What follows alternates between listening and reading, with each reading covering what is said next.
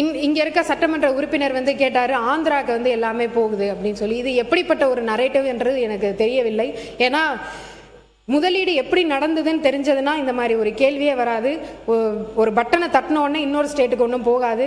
MoU sign பண்ணுறதுக்கு முன்னாடி, for example, நீங்களே ஒரு ரியல் எஸ்டேட் வாங்குறீங்கன்னா அந்த ரியல் எஸ்டேட் இடத்துக்கு பக்கத்தில் தண்ணி இருக்கா, இல்லை காலேஜ் இருக்கா, ஸ்கூல் இருக்கா, எல்லாத்தையும் செக் பண்ணி தான் இப்போ வாங்குவீங்க. அதுக்கப்புறம் தான் எல்லாமே நடக்கும். அதே மாதிரி ஒரு எம்ஓயு சைன் பண்ணணும்னா ஒரு இன்வெஸ்டர் வந்து அங்கே வாட்டர் இது இருக்கா, எலக்ட்ரிசிட்டி இருக்கா, இன்சென்டிவ் பேசணும், இதெல்லாம் பேசினதுக்கப்புறம் தான் அவங்க வந்து வேற இடத்துக்கு போகிறதா இங்கே இருக்கிறதான்னு முடிவு பண்ணுவாங்க. அது எப்படி 5 நாளில் ஆந்திராவுக்கு போக முடியும்? இந்த ஒரு பேசிக் அண்டர்ஸ்டாண்டிங் இருந்தால் மட்டும்தான் இந்த மாதிரியான ஒரு பொய், ஐ மீன் உண்மைக்கு புறம்பான ஒரு இதை வந்து சொல்லணும். கடந்த ஓரிரு மாதங்களாக இங்குள்ள முதலீட்டாளர்கள் வேறு மாநிலங்களுக்கு வெளியேறி செல்வதாக ஒரு வதந்தி திட்டமிட்டு பரப்பப்படுகிறது. பல்லாயிரம் கோடி முதலீடு செய்யும் எந்த ஒரு நிறுவனம் ஓரிரு வாரங்களில் அல்லது ஓரிரு மாதங்களில் திடீர் முடிவெடுத்து தங்கள் ஆலைகளை இடம் மாற்றிக்கொள்ள மாட்டார்கள் என்பது அடிப்படை அறிவுள்ள அனைவருக்கும் தெரியும். அப்படி ஓரிரு நிறுவனங்கள் இடம் மாறுவது என்பது அவர்கள் 6 மாதம் அல்லது ஓராண்டுக்கு முன் எடுத்த முடிவு. அதற்கு சான்றாக அப்போலோ டயர் ஆந்திர பிரதேசத்தில் உள்ள ஸ்ரீ சிட்டியில் ஏற்கனவே உள்ள தனது நிலத்தில் இந்த திட்டத்தை அமைக்கிறது. பிப்ரவரி 2026 தனது திட்டத்தை அறிவித்துள்ளது, இந்த அரசு ஆட்சிக்கு வருவதற்கு முன்னர். ஆகவே இது எதுவும் புதிய விஷயம் அல்ல. ராயல் என்ஃபீல்ட் தமிழ்நாட்டில் ஏற்கனவே 4 ஆலைகளும் 1 R&D மையமும் நிறுவியுள்ளது. ஆந்திர பிரதேசத்தில் உள்ள திட்டம் இந்நிறுவனத்தின் 5வது திட்டமாகும். அக்டோபர் 2025 ஆண்டே இது தங்களின் முடிவாகும் என்று இந்நிறுவனம் தெரிவித்துள்ளது. இதற்கு பின்னர் செய்யாறு பகுதியில் தனது 4வது ஆலையை இந்நிறுவனம் தொடங்கியுள்ளது. இது நம் மீது அந்த நிறுவனம் கொண்டுள்ள நம்பிக்கையின் வெளிப்பாடாகும். அதானி கிரீன் நிறுவனத்தின் 24,500 கோடி 4000 வேலைவாய்ப்புகள் கொண்ட பம்ப்டு ஹைட்ரோ திட்டம் தமிழ்நாட்டிலேயே தொடர்கிறது. இதனை நிறுவுவதற்கான பணிகள் தொடர்ந்து மேற்கொள்ளப்பட்டு வருகிறது. வேலூர் மாவட்டம் அல்லேரி பகுதியில் டான்ஜெட்கோ முதற்கட்ட EOயை வெளியிட்டுள்ளது. இதன் சாத்தியக்கூறு ஆய்வுகள் மற்றும் பொறியியல் பணிகள் மேற்கொள்ளப்பட்டு வருகின்றன. இந்நிறுவனத்தின் 2ஆம் கட்டம் திருநெல்வேலியில் திட்டமிடப்பட்டுள்ளது. ரிலையன்ஸ் சோலார் அண்ட் பேட்டரி திட்டம் இதுவரையில் எந்த மாநிலத்துடனும் புரிந்துணர்வு ஒப்பந்தம் மேற்கொள்ளப்படவில்லை. நிறுவனத்திடமிருந்து கிடைத்த தகவல்களின்படி இதுவரை இறுதி முடிவு எதுவும் எடுக்கப்படவில்லை. அதே வேளையில் தமிழ்நாட்டுடன் மேற்கொள்ளப்பட்டுள்ள புரிந்துணர்வு ஒப்பந்தம் 11,760 கோடி மற்றும் 7,000 நேரடி மற்றும் சுமார் 43 மறைமுக வேலைவாய்ப்புகள் திட்டத்திற்கான பணி நடைபெற்று வருகிறது. இத்திட்டத்திற்கான நிலம் கையகப்படுத்தும் பணிகள் மேற்கொள்ளப்பட்டு வருகிறது. கூகுள் தரவு மையம் தொடக்கம் முதலே இந்நிறுவனத்தின் தேர்வு ஆந்திர பிரதேசம் என்றுதான் இருந்து வந்துள்ளது. தமிழ்நாடு போட்டியே இல்லை. தமிழ்நாடு முதல் 100 நாட்களிலேயே 26,417 கோடி முதலீடுகள் அளவிற்கான உறுதிப்பாடுகளை தரவு மையங்களில் ஈர்த்துள்ளது. அக்னி அஸ்திரா இதை இழந்த திட்டமாக கருத இயலாது. திட்டமிட்டு மேற்கொள்ளப்பட்ட கொள்கை முடிவு. ஏனெனில் வெடிமருந்து உற்பத்தி திட்டங்களுக்கு பாதுகாப்பு இடைவெளியாக ஆயிரக்கணக்கான ஏக்கர் தேவைப்படுகிறது. பாதுகாப்பு துறையில் முதலீடுகளை ஈர்க்கும் உறுதிப்பாடு தொடர்ந்து வெளிப்படுகிறது. 100 நாட்களில் 2,787 கோடி முதலீடு என்ற அளவில் 6 வான்வெளி மற்றும் பாதுகாப்பு திட்டங்கள் ஈர்க்கப்பட்டுள்ளன. இதில் தூத்துக்குடியில் மேற்கொள்ளப்பட்டுள்ள அக்னிகுல் மற்றும் ஸ்கைரூட் திட்டங்களும் அடங்கும். தென்கொரியா பயணம் HD ஹூண்டாய். நான் இதை சொல்லியே ஆகணும். நான் சவுத் கொரியா போனப்போ இங்கே HD ஹூண்டாய் பார்த்தோம், மோட்டிவ் லிங்க் பார்த்தோம். இந்த மாதிரி ஒரு 5 கம்பெனி பார்த்ததுல ஆந்திரா அங்கே இருக்கிற அமைச்சரும் போய் பார்த்தாரு. ஆனால் அவர் அங்கே சூஸ் பண்ணல, இங்கே தான் சூஸ் பண்ணி இங்கே MOU பண்ணி நமக்கிட்ட தான் இருக்கிறாங்களே தவிர இதை யாரும் எடுத்து அதை சொல்லவே இல்லையே.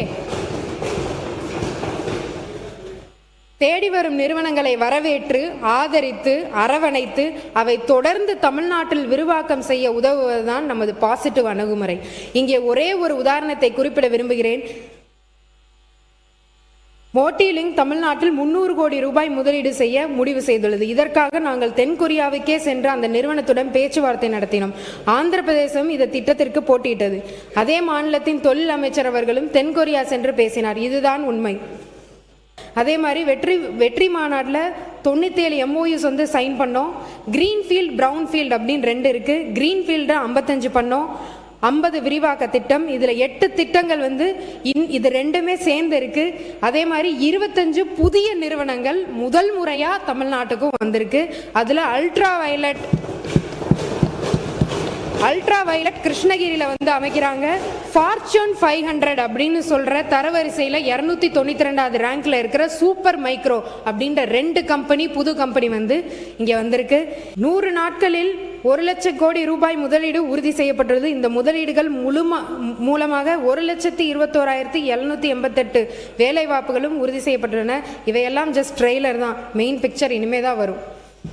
100 நாட்களில் நமது மாண்புமிகு முதல்வர் அவர்கள் தலைமையிலான அரசு 100 நாட்களில் 1,00,000 கோடி முதலீட்டை ஈர்த்துள்ளது என்ற சாதனையை கேட்டதும் சிலருக்கு பொறுக்கவில்லை. அது எப்படி சாத்தியம் என்ற பதற்றத்துடன் கேட்கிறார்கள். முதலீட்டாளர்களுக்கு மாபெரும் நம்பிக்கை தந்திருப்பது நம் தலைவர் கூறிய வார்த்தைகள்.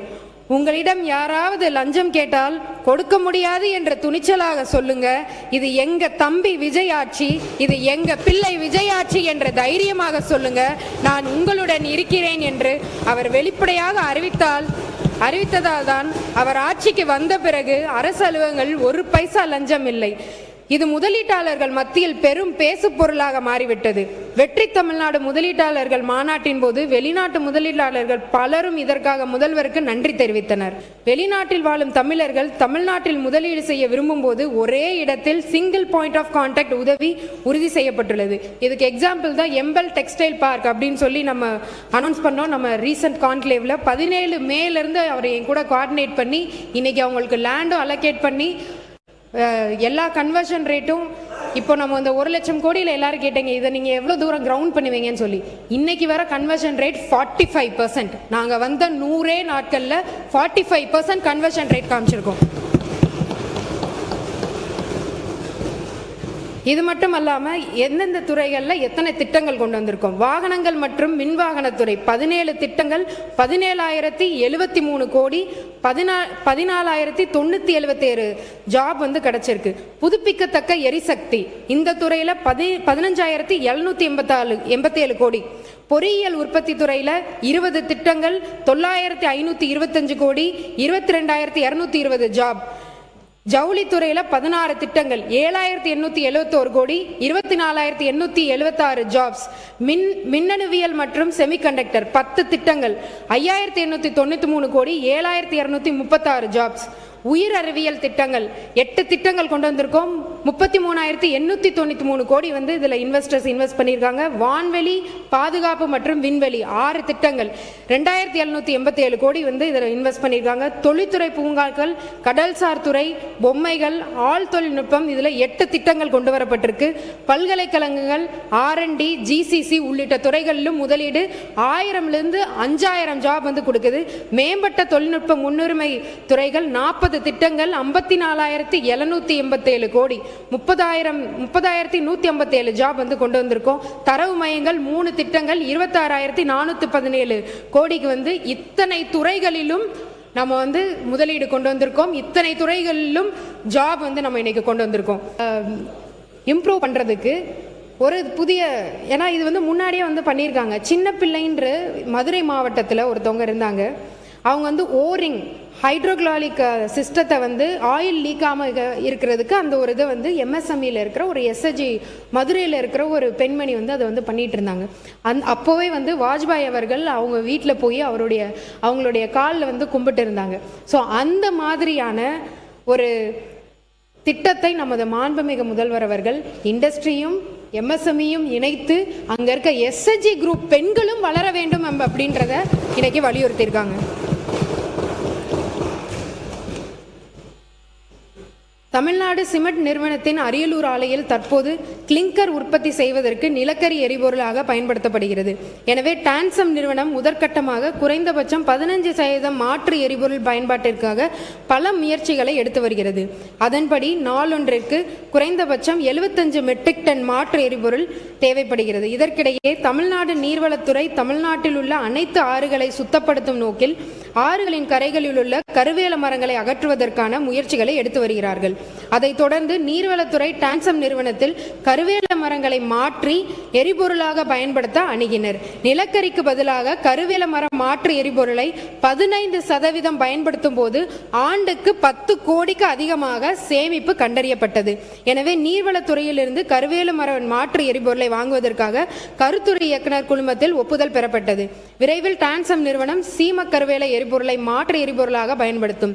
இந்த சீமை கருவேலம் உள்ளிட்ட மாற்று எரிபொருட்களை பயன்படுத்துவதற்கு தேவையான பெல்ட் கன்வேயர் 1.41 கோடி மதிப்பீட்டில் நிறுவப்பட உள்ளது. கொதிகலன்கள் நிலக்கரி எரிப்பதற்கு முதன்மையான வடிவமைக்கப்பட்டுள்ளது. குறைந்த அளவில் நிலக்கரியுடன் சேர்க்கப்பட்டு கொதிகலனில் எரியூட்டலாம். தற்போது ஒரு நாளைக்கு 500 முதல் 700 டன் வரை கரும்பு சக்கை தூள்கள் கொதிகலனில் எரிபொருளாக பயன்படுத்தப்படுகிறது. இந்நிறுவனத்தின் சிமெண்ட் சூளையில் எரிபொருளாக பயன்படுத்துவதற்காக தினமும் 50 முதல் 70 டன் வரை மரத்தூள்கள் மற்றும் 3 முதல் 5 டன் நகராட்சி கழிவுகள் ஆகியவற்றையும் இந்நிறுவனம் பயன்படுத்தி வருகிறது. தமிழ்நாடு உப்பு நிறுவனத்தின் உற்பத்தி தொடர்ந்து குறைந்து வருகின்றது. இதில் உப்பள தொழிலாளர்களின் தொழில்களுக்கு பாதிப்பு ஏற்படாத வகையில் உப்பு நிறுவனத்தின் உற்பத்தி அதிகரிக்கும். இது தொடர்பாக அரசு எடுக்கப்பட்டுள்ள நடவடிக்கைகளை எனது புதிய அறிவிப்பில் தெரிவிக்கிறேன். தொழில்துறை அமைச்சர் என்ற பொறுப்பினை வழங்கியதற்கும் இத்துறையின் முக்கியத்துவத்தை நன்கு உணர்ந்து தமிழ்நாட்டின் வரலாற்றிலேயே மிக அதிகபட்ச நிதியான 4414 கோடி ரூபாய் இந்த துறைக்கு ஒதுக்கிய நமது மாண்புமிகு முதலமைச்சர் அவர்களுக்கு எனது நெஞ்சார்ந்த நன்றியை உரிதாக்குகிறேன்.